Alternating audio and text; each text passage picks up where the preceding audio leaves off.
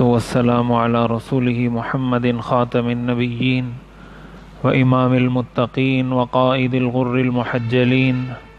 وعلى آله وأصحابه أجمعين أما بعد فأعوذ بالله من الشيطان الرجيم بسم الله الرحمن الرحيم إنما المؤمنون إخوة فأصلحوا بين أخويكم وقال النبي صلى الله عليه وسلم أحب الناس إلى الله أنفعهم للناس أو كما قال النبي صلى الله عليه وسلم صدق الله وصدق رسوله النبي الكريم ونحن على ذلك لمن الشاهدين والشاكرين والحمد لله رب العالمين۔ ایک مسلمان کی معاشرتی زندگی کیسی ہونی چاہیے؟ ایک مسلمان جب کسی معاشرے میں رہتا ہے، اپنے گھر میں رہتا ہے، اپنے محلے میں رہتا ہے، تو اس کو جہاں اسلام یہ سکھاتا ہے کہ نماز پڑھنی ہے، جہاں یہ سکھاتا ہے کہ روزہ رکھنا ہے، جہاں یہ سکھاتا ہے کہ حج کرنا ہے، زکوٰۃ دینی ہے، صدقہ دینا ہے، یہ ساری چیزیں اسلام سکھاتا ہے ایک مسلمان کو۔ اور ایک مسلمان ہونے کی حیثیت سے یہ جانتا ہے اور یہ سمجھتا ہے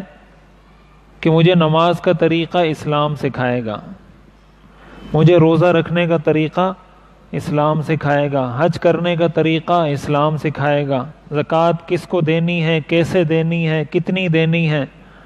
یہ طریقہ اسلام سکھائے گا۔ تو اسلام ہمیں صرف یہ چیزیں نہیں سکھاتا، یہ سب کچھ کرنے کے بعد نماز بھی پڑھ لی، روزہ بھی رکھ لیا، حج بھی کر لیا، زکوٰۃ بھی دے دی، صدقہ بھی دے دیا، قربانی بھی کر لی، اب باقی زندگی بھی تو گزارنی ہے۔ فجر آپ نے پڑھی،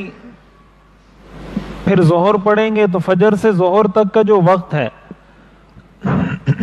اب ظاہر ہے یہ وقت بھی تو ایک مسلمان سے اسلام کچھ تقاضا کرتا ہے کہ فجر سے ظہر کا وقت کیسے گزارنا ہے۔ پھر ظہر پڑھ لی، پھر ظہر سے عصر تک کا وقت ہے، تو ظہر سے عصر تک کا وقت کیسے گزارنا ہے۔ پھر عصر پڑھ لی تو عصر سے مغرب تک کا وقت کیسے گزارنا ہے۔ اسلام میں چھٹی تو ہے نہیں، ایسا تو مذہب ہے نہیں اسلام کہ جو چند رسمی چیزوں کا نام ہو کہ یہ کر لو، یہ کر لو، یہ کر لو، بس مسلمان ہو گئے۔ ان چیزوں کا تو نام ہے نہیں اسلام۔ اسلام تو نام ہے 24 گھنٹے کے دین کا۔ 24 گھنٹے کا یہی مطلب ہے کہ فجر پڑھنے کے بعد بھی ظہر تک کا جو وقت ہے یہ بھی مسلمان بن کے گزارنا ہے۔ اور ظاہر ہے یہ جو زندگی ہوتی ہے، جو ان عبادات کے علاوہ ہوتی ہے، اس کا تعلق انسان کی معاشرت سے ہوتا ہے، رہن سہن سے ہوتا ہے۔ رہن سہن کا مطلب یہ ہے کہ کبھی آپ کو گھر والوں سے کوئی بات چیت کرنی پڑتی ہے، کبھی کسی دوست سے کرنی پڑتی ہے، کبھی آپ کام پہ جاتے ہیں تو اپنے کسی بڑے افسر سے یا کسی چھوٹے ملازم سے یا کسی برابر والے سے بات کرنی پڑتی ہے، معاملات انسان کو پیش آتے ہیں۔ تو اسلام پھر ہمیں یہ بھی سکھاتا ہے کہ بھائی جب تم کام پہ جاؤ، جب تم کاروبار پہ جاؤ، تو پھر تمہارا رویہ، طریقہ کار زندگی کیسی ہونی چاہیے۔ اس بارے میں میں 2 جمعوں سے مسلسل اسی بات کو دہرا رہا ہوں کہ قرآن اور حدیث سے اس بارے میں ہمیں بہت واضح تعلیمات ملتی ہیں۔ حدیث شریف میں آتا ہے، حضور علیہ الصلوۃ والسلام نے ارشاد فرمایا، احب الناس الی اللہ انفعهم للناس، کہ اللہ کی نظر میں سب سے محبوب بندہ، سب سے محبوب شخص، سب سے پسندیدہ انسان وہ انسان ہے جو اللہ کے بندوں کو سب سے زیادہ نفع پہنچانے والا ہو۔ اللہ کے بندوں کو جو شخص جتنا زیادہ نفع پہنچانے والا ہے، وہ شخص اللہ کی نظر میں اتنا ہی محبوب اور پسندیدہ ہے۔ اب یہ معاشرتی زندگی کا اصول ہے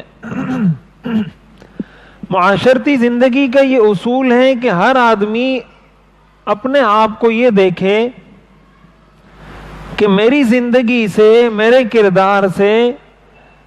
اللہ تعالی کی مخلوق میں سے کتنے لوگوں کو فائدہ پہنچ رہا ہے۔ آیا میرے پڑوسی کو مجھ سے کوئی فائدہ پہنچ رہا ہے یا نقصان پہنچ رہا ہے؟ میرے بڑے بھائی کو، میرے چھوٹے بھائی کو مجھ سے نقصان پہنچ رہا ہے یا فائدہ پہنچ رہا ہے؟ میرے رشتہ دار کو مجھ سے فائدہ پہنچ رہا ہے یا نقصان پہنچ رہا ہے؟ اللہ تعالیٰ نے ہمیں یہ معیار دے دیا، یہ پیمانہ دے دیا، ترازو دے دیا کہ اگر تم یہ چاہتے ہو کہ یہ بات معلوم کرو کہ اللہ تم سے کتنی محبت کرتا ہے، تو اس کا اصول یہ ہے کہ تم اللہ کے بندوں سے کتنی محبت کرتے ہو۔ جتنی تمہیں اللہ کے بندوں سے محبت ہے اتنی ہی اللہ کو تم سے محبت ہے۔ اگر تمہیں اللہ کے بندوں سے 20% محبت ہے تو اللہ کو بھی تم سے 20% محبت ہے۔ اگر تمہیں اللہ کے بندوں سے 30% محبت ہے تو اللہ کو بھی تم سے 30% محبت ہے۔ یہ پیمانہ ہے، یہ حدیث ہے۔ اللہ تعالیٰ اس چیز پہ بندے کو تولتے ہیں، احب الناس الی اللہ انفعهم للناس، کہ میرے بندوں میں سے کون میرے بندوں کو زیادہ سے زیادہ نفع پہنچانے کا شوق رکھتا ہے۔ اس لیے ایک مسلمان کی زندگی، جیسے میں بار بار یہ عرض کرتا ہوں، ایک مسلمان کی زندگی ایسی نہیں ہوتی کہ وہ یہ کہے کہ میرا کھانا پینا اچھا ہو جائے، میرا کاروبار اچھا ہو جائے، میرا بزنس اچھا ہو جائے، میری تنخواہ اچھی ہو جائے، میرا رشتہ دار مرتا ہے یا جیتا ہے، میرا پڑوسی مرتا ہے یا جیتا ہے، مجھے اس سے کوئی سروکار نہیں۔ یہ ایک مسلمان کی نشانی نہیں ہے۔ حدیث شریف میں آتا ہے، حضور علیہ الصلوۃ والسلام نے ایک مرتبہ ارشاد فرمایا، واللہ لا یؤمن، واللہ لا یؤمن، واللہ لا یؤمن، 3 مرتبہ آپ نے فرمایا اللہ کی قسم ایسا شخص مومن نہیں ہے، اللہ کی قسم ایسا شخص مومن نہیں ہے، اللہ کی قسم ایسا شخص مومن نہیں ہے۔ حضور علیہ الصلوۃ والسلام قسم کھا رہے ہیں، اللہ کے نام کی قسم کھا رہے ہیں، اور 1 مرتبہ نہیں، 3 مرتبہ۔ تو میرے خیال میں اس بات کے سچا ہونے میں پھر کوئی شک باقی نہیں رہ جاتا۔ حضور علیہ الصلوۃ والسلام اگر بغیر قسم کھائے بھی کوئی بات کر دیں تو اس کے بھی جھوٹا ہونے کا کوئی چانس، کوئی امکان نہیں ہے، لیکن جب اللہ کے نام کی 3 مرتبہ قسم کھانے کے بعد حضور کوئی بات ارشاد فرما دیں تو اس میں تو کوئی امکان کا امکان بھی باقی نہیں رہتا۔ 3 مرتبہ آپ نے فرمایا اے اللہ کی قسم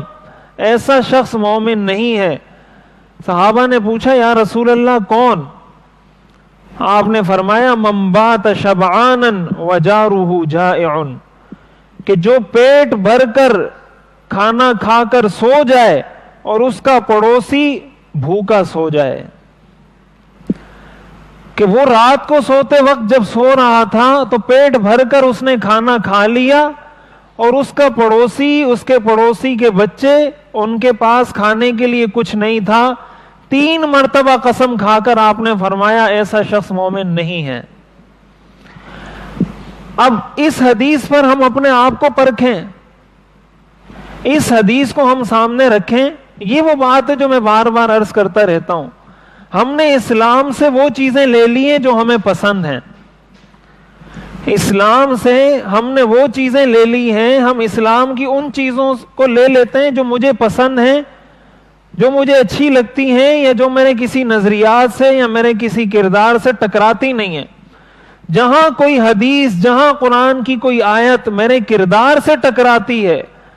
تو زبان سے کہنے کو تو میں کہتا ہوں میں قرآن اور حدیث کو مانتا ہوں، لیکن اپنے عمل سے میں یہ ثابت کر رہا ہوتا ہوں کہ میں قرآن کی اس آیت کو نہیں مانتا، میں حضور کی اس حدیث کو نہیں مانتا۔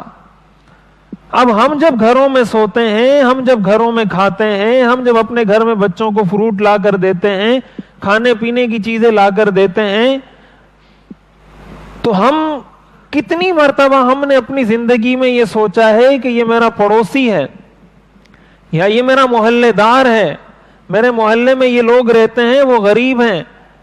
ان کے گھر میں کوئی مرد کمانے والا نہیں ہے، ان کی والدہ جاتی ہے کام کرتی ہے، وہ کما کر لاتی ہے، ان کے بچوں کی اسکول کی فیس پوری ہوتی ہے یا نہیں ہوتی، ان کو صبح شام کا کھانا مل رہا ہے یا نہیں مل رہا، ان کے گھر کی ضروریات پوری ہو رہی ہیں یا نہیں ہو رہی. ہم میں سے کتنے ایسے لوگ ہیں جو رات کو سونے سے پہلے یہ بات سوچ کر سوتے ہیں؟ اور اگر ہم نہیں سوچتے تو پھر اس حدیث کو اپنے سامنے رکھیں، اس حدیث کو سامنے رکھیں، دھوکے میں مت رہیں، اس دھوکے سے اپنے آپ کو نکال دیں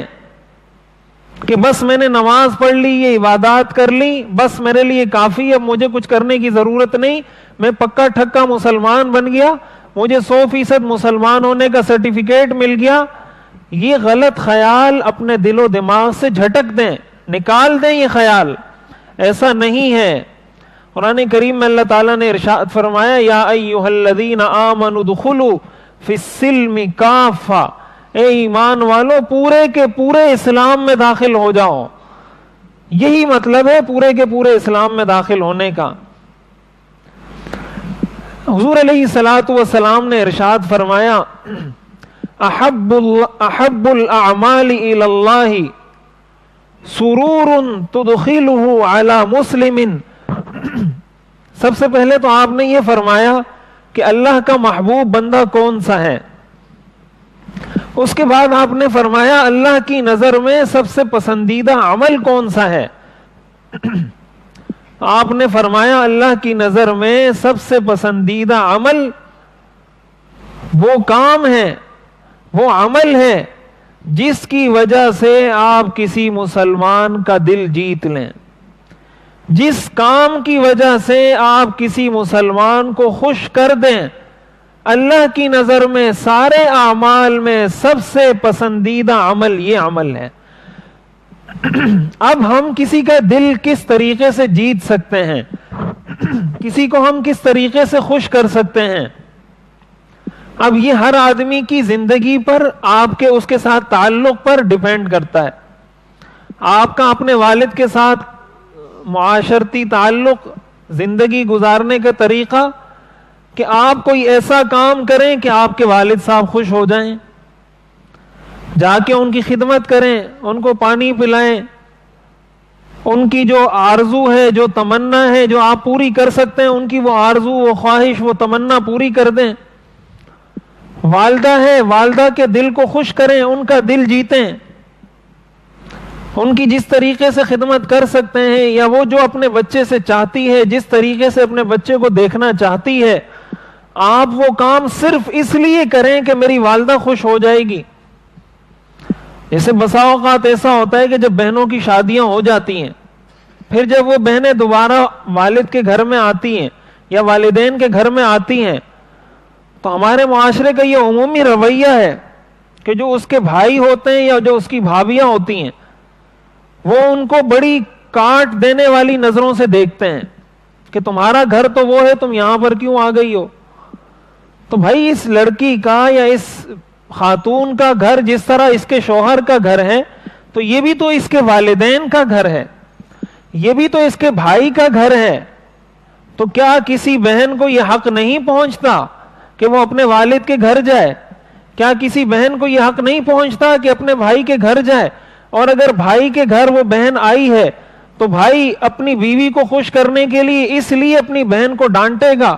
اس لیے اپنی بہن کو ذلیل کرے گا، اس لیے اپنی بہن کو کاٹ دینے والی نظروں سے دیکھے گا کہ یہ میرے گھر میں کیوں آئی ہے. کیا آپ کے اس عمل سے آپ کے والدین خوش ہوں گے یا ناراض ہوں گے؟ چاہے آپ کے والدین زندہ ہوں، چاہے آپ کے والدین زندہ نہ ہوں. اگر وہ زندہ ہوتے، آپ اس کی بیٹی کے ساتھ یہ کرتے، تو کیا آپ کے والدین آپ کے اس رویے کو دیکھ کر خوش ہوتے یا آپ سے ناراض ہوتے؟ اور آپ کی جو بہن ہے، آپ کے اس رویے سے آپ کی یہ بہن خوش ہو رہی ہے، آیا آپ اپنے اس عمل سے اپنی بہن کا دل جیت رہے ہیں یا اس کو ناراض کر رہے ہیں؟ یہ ایک مثال دے رہا ہوں، صرف ایک مثال. اب ظاہر ہے یہ تو ہمارے معاشرے کی بہت ساری چیزیں. اب حدیث میں حضور نے یہ فرمایا کہ پسندیدہ ترین عمل کہ آپ کسی مسلمان کے دل کو خوش کر دیں. آپ اپنی بہن کے دل کو، اپنی والد کے دل کو، اپنی والدہ کے دل کو آیا خوشی پہنچا رہے ہیں یا تکلیف؟ اسی طرح پھر آپ پڑوسی کو لے لیں، اسی طرح پھر رشتہ داروں کو لے لیں، اسی طرح اپنے دوستوں کو لے لیں، اسی طرح اپنے کاروباری پارٹنر کو لے لیں، اسی طرح اپنے کمپنی میں کام کرنے والے لوگوں کو لے لیں، اپنے ساتھ زندگی گزارنے والے لوگوں کو لے لیں. تو آپ جب بھی کوئی عمل کریں، گھر میں آپ کسی پر غصہ کر رہے ہیں، پہلے آپ یہ سوچیں کہ یہ جو میں غصہ کر رہا ہوں، اس سے میرے والد صاحب میرے بارے میں کیا سوچیں گے، اس سے میری والدہ میرے بارے میں کیا سوچے گی، اس سے میری بہن میرے بارے میں کیا سوچے گی، اس سے میرا بھائی میرے بارے میں کیا سوچے گا. ہم تو جب غصے میں آتے ہیں یا جب کوئی چیز ہماری مرضی کے خلاف ہوتی ہے، ہم ان ساری چیزوں کو نظر انداز کر دیتے ہیں. ہم کہتے ہیں چاہے ابا خوش ہوتا ہے یا ناراض ہوتا ہے، اماں خوش ہوتی ہے یا ناراض ہوتی ہے، بہن خوش ہوتی ہے یا ناراض ہوتی ہے، مجھے اس سے کوئی سروکار نہیں ہے. ان کی چھوٹی چھوٹی خواہشات کو بھی ہم پورا نہیں ہونے دیتے. جو ان کی ضروری خواہشات ہیں، جو ان کی ضروریات ہیں، ان کو بھی پورا نہیں ہونے دیتے. حدیث شریف میں آتا ہے، حضور علیہ الصلوۃ والسلام نے ارشاد فرمایا، من کتم غیظہ وہو قادر علی ان یمضیہ ملأ اللہ یوم القیامۃ قلبہ رضا، او کما قال النبی صلی اللہ علیہ وسلم، کہ جس شخص نے اپنے غصے کو دبایا اور وہ اپنے اس غصے کو نکال سکتا ہے، وہ غصے کی بھڑاس کسی پر نکال سکتا ہے، اس کے باوجود اپنے اس غصے کو دباتا ہے، اللہ تعالی قیامت کے دن اس کو راضی کر کے چھوڑیں گے. ایسے شخص کو اللہ تعالی قیامت کے دن راضی کر کے چھوڑیں گے جو شخص اپنے غصے کو باوجود قدرت ہونے کے اپنے اس غصے کو دل ہی میں دبا دیتا ہے اور کسی پر نکالتا نہیں ہے. تو میں یہ عرض کر رہا ہوں کہ اللہ کی نظر میں اگر ہم محبوب بننا چاہتے ہیں، اگر کوئی ایسا کام کرنا چاہتے ہیں کہ ہم اللہ کے محبوب بن جائیں، تو اس کا طریقہ کار جو شریعت نے بتایا ہے وہ اللہ کے بندوں سے محبت کرنا ہے، اللہ کے بندوں کی خدمت کرنا ہے. حدیث شریف میں آتا ہے، حضور علیہ الصلوۃ والسلام کے پاس ایک مرتبہ ایک شخص آیا اور کہا کہ مجھے سواری چاہیے، مجھے کوئی اونٹنی دے دیں، کوئی چیز دے دیں، مجھے کہیں جانا ہے، سواری چاہیے. تو حضور علیہ الصلوۃ والسلام نے فرمایا کہ میرے پاس تو سواری نہیں ہے، لیکن آپ فلاں شخص کے پاس جاؤ اور اس کو کہہ دو، وہ آپ کو سواری دے دے گا. تو وہ صحابی گئے اس شخص کے پاس جس کا حضور نے بتایا تھا، اور دوبارہ سواری پر سوار ہو کر آئے اور حضور کو بتایا کہ میں اس شخص کے پاس گیا تھا، اس نے مجھے یہ سواری دے دی. اس پر حضور علیہ الصلوۃ والسلام نے ارشاد فرمایا، الدال علی الخیر کفاعلہ، جو کسی شخص کی کسی اچھے کام کی طرف، کسی بھلائی کے کام کی طرف رہنمائی کرے گا، اللہ تعالیٰ اس رہنمائی کرنے والے کو بھی اتنا ہی ثواب عطا فرمائیں گے جتنا اس نے ایک کام کرنے والے کو عطا فرمایا ہے. یعنی جتنا ثواب اس شخص نے سواری دے کر کمایا ہے، اتنا ہی ثواب مجھے بھی ملا ہے، اس لیے کہ میں نے تمہیں بتایا تھا کہ اس فلاں شخص کے پاس سواری ہے، اس سے جا کر لے لو. ہم تو اپنی زندگی میں اس کو نیکی کا کام سمجھتے ہی نہیں ہیں. حضور علیہ الصلوۃ والسلام نے یہ حدیث اس بات پر ارشاد فرمائی ہے کہ آپ سے سواری مانگی گئی، آپ سے اگر کوئی سائیکل مانگتا ہے، کوئی موٹر سائیکل مانگتا ہے، تو ہم تو اتنا کہنے پر اکتفا کرتے ہیں کہ میرے پاس نہیں ہے. حضور علیہ الصلوۃ والسلام اتنا کہنے پر اکتفا نہیں کرتے تھے. ہم اس لیے اتنا کہنے پر اکتفا کر لیتے ہیں کہ ہمیں پتہ ہے کہ یہ اس کا کام ہے، ضرورت تو اس کی ہے، بیماری تو اس کے گھر میں، موٹر سائیکل نہیں ملے گی تو اس کو نہیں ملے گی. میرا درد سر تھوڑی ہے، میرا درد سر تو اتنا تھا، اس کو کہہ دیتا بھائی نہیں ہے میرے پاس. یہ ہمارے نبی کے اخلاق نہیں ہے. یہ آپ کے پاس جب کوئی آیا اور کہا سواری چاہیے، آپ نے یہ نہیں کہا نہیں ہے میرے پاس، آپ نے فرمایا صبر، فلاں شخص کے پاس جاؤ، اس کو کہو وہ تمہیں سواری دے دے گا. اور صحابی گئے اور اس شخص سے سواری لے لی. اس کا مطلب کیا ہے؟ اس کا مطلب جو اس سے جو مغز جو چیز ہمیں سیکھنے کو ملتی ہے وہ یہ کہ کسی انسان کی ضرورت کو یہ سمجھ کر ٹالنا نہیں چاہیے کہ یہ اس کی ضرورت ہے، یہ میری ضرورت نہیں ہے۔ حدیث شریف میں آتا ہے حضور علیہ الصلوۃ والسلام نے ارشاد فرمایا، ہمارے ہاں اسلام کا بڑا عجیب تصور ہے، ہم نے اسلام کو پڑھا نہیں ہے، ہم نے قرآن کو پڑھا نہیں ہے، حدیث ہم نے پڑھی نہیں ہے، ہمارے ہاں اسلام کا وہ تصور ہے جو ہم نے اپنے ذہنوں میں بنایا ہوا ہے۔ حضور علیہ الصلوۃ والسلام نے ارشاد فرمایا، لَأَنْ أَمْشِيَ مَعَ أَخٍ لِّي فِي حَاجَةٍ أَحَبُّ إِلَيَّ مِنْ أَنْ أَعْتَكِفَ فِي هَذَا الْمَسْجِدِ شَهْرًا، کہ اگر میرے پاس کوئی شخص آئے اور مجھے کہے کہ آپ میرے ساتھ فلاں جگہ چلیں، فلاں سے میری بات کروا دیں، یا میرا یہ کام ہے میرا یہ کام کروا دیں، میرے ساتھ وہاں تک جائیں، یہ حضور علیہ الصلوۃ والسلام ارشاد فرما رہے ہیں۔ آپ نے فرمایا اگر میں اس کے ساتھ اس کا کام کرنے کے لیے جاؤں، یہ کام مجھے اس بات سے زیادہ پسند ہے کہ میں مسجد نبوی میں 1 مہینہ اعتکاف کروں۔ اگر رمضان کا پورا مہینہ اعتکاف کروں، اس کا ثواب ایک طرف، اور کوئی مسلمان آئے مجھے کہے میرا فلاں بندے سے کام ہے، آپ ذرا میرے ساتھ چلیں، میرا یہ کام کروا دیں، میں اس کے ساتھ چلا جاؤں،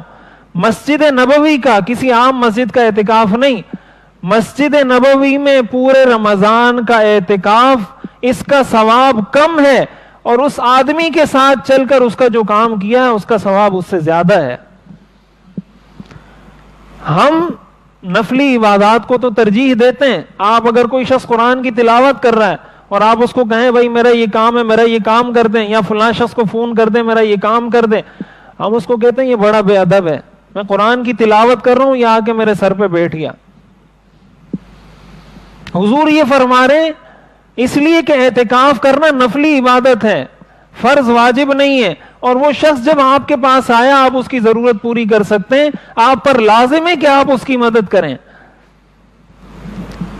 اس لیے ہم اپنی زندگی میں اس چیز کو سمجھیں، اس لیے علماء نے یہ بات لکھی ہے کہ نفلی عبادات سے افضل ہے کسی مسلمان کے کام آنا۔ قرآن کریم میں آتا ہے من یشفع شفاعتا حسنتا یکن لہ نصیب منہا ومن یشفع شفاعتا سیئتا یکن لہ کفل منہا، جو کسی آدمی کی کسی اچھے کام میں سفارش کر دے اس کو